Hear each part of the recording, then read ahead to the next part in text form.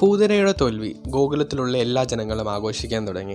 ഈ ഒരു സന്തോഷ നിമിഷത്തിൽ പോലും യശോദയ്ക്കും നന്ദമഹാരാജനും ഒരിക്കലും സന്തോഷത്തോടെ ഇരിക്കാൻ കഴിഞ്ഞിരുന്നില്ല. തൻ്റെ കുട്ടി കൃഷ്ണന് ഇനിയും ഇതേ കണക്കത്തെ അപകടങ്ങൾ വരാൻ സാധ്യതയുണ്ടെന്നറിയാം. അതുകൊണ്ട് തന്നെ അവരെപ്പോഴും ചിന്തയിലാണ്ടു.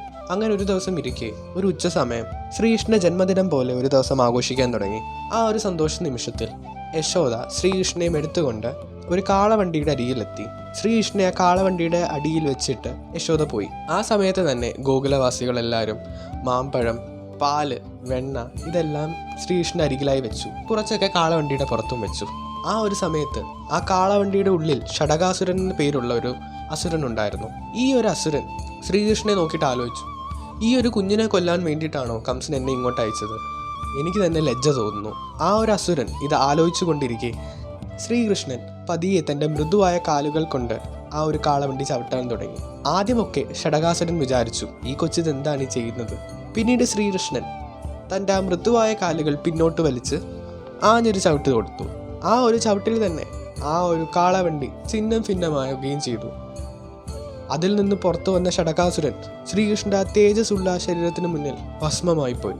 അങ്ങനെ ആ ഒരു അസുരന് മോക്ഷം കിട്ടുകയും ചെയ്തു. ഈ ഒരു കഥ നമുക്ക് എല്ലാവർക്കും അറിയാമായിരിക്കും. നമ്മൾ പലർക്കും അറിയാത്തൊരു കഥയാണ് ഷടകാസുരന്റെ മുൻ ജന്മകഥ. ഹിരണ്യകശിപു ഒരു സാധാരണ ഒരു മുനി. ആ മുനിക്ക് ഒരു പുത്രൻ ഉണ്ടായിരുന്നു. ഉത്കച്ച എന്നാണ് അവൻ്റെ പേര്. അവൻ ഭയങ്കര കുസൃതി കാണിക്കുന്ന ഒരുത്തനായിരുന്നു. ഒരു ദിവസം ഇരിക്കെ ആ മുനിയുടെ ആശ്രമത്തിലുള്ള എല്ലാ ചെടികളെയും അവൻ അറുത്തു മാറ്റാൻ തുടങ്ങി. തുളസി എടുത്തു മാറ്റുന്നു, ബ്രഹ്മി എടുത്തു മാറ്റുന്നു, അങ്ങനെ ഇതേ കണക്കത്തെ ചെടികളെല്ലാം എടുത്തു മാറ്റാൻ തുടങ്ങി. ഇത് കണ്ട ആ മുനി കോപത്തിലാണ്ടു. ഞൊടിയിടയിൽ ഒരു ശാപം കൊടുക്കുകയും ചെയ്തു. ആ ഒരു ശാപം ഇതായിരുന്നു: അടുത്ത ജന്മത്തിൽ നിനക്കൊരു ശരീരമില്ലാതാവുകയും നീ ഒരു ആത്മാവായി അലഞ്ഞു തിരിഞ്ഞു നടക്കുകയും നിനക്കൊരിക്കലും മോക്ഷം കിട്ടുകയില്ല എന്ന് പറഞ്ഞൊരു ശാപം കൊടുത്തു. ഈ ഒരു ശാപം കേട്ട് ഉത്കച്ച ഭയന്നു. ഉത്കച്ച ആ ഒരു മുനിയെടുത്ത് കേണപേക്ഷിച്ചു, അല്ലയോ മുനി, എനിക്ക് ഈ ശാപം വേണ്ട, ഞാൻ എൻ്റെ തെറ്റ് മനസ്സിലാക്കുന്നു, ഈ ശാപം എങ്ങനെയെങ്കിലും ഒന്ന് എടുത്തു മാറ്റുമോ എന്ന് ചോദിക്കുന്നു. പക്ഷെ അപ്പോഴാണ് ആ മുനി പറയുന്നത്, ഒരിക്കൽ തന്ന ശാപം തിരിച്ചെടുക്കാൻ കഴിയുകയില്ല. ഈ തന്ന ശാപം മാറ്റുവാൻ ഭഗവാൻ വിഷ്ണുവിന് മാത്രമേ കഴിയുകയുള്ളൂ. അദ്ദേഹത്തിന് മാത്രമേ നിനക്ക് മോക്ഷം തരുവാൻ കഴിയുകയുള്ളൂ എന്ന് പറയുന്നു. അതുകൊണ്ട് തന്നെയാണ് ഈ ഉത്കച്ചൻ ദ്വാപരയുഗത്തിൽ ഷടകാസുരനായി ശ്രീകൃഷ്ണന്റെ മുന്നിൽ എത്തുന്നത്.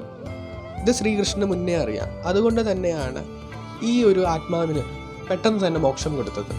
ഈ ഒരു ഷടകാസുരൻ്റെ മുൻജന്മ കഥ നിങ്ങൾ കേട്ടിട്ടുണ്ട് എന്നുണ്ടെങ്കിൽ ഉറപ്പായും കമൻറ്റിൽ രേഖപ്പെടുത്തുക.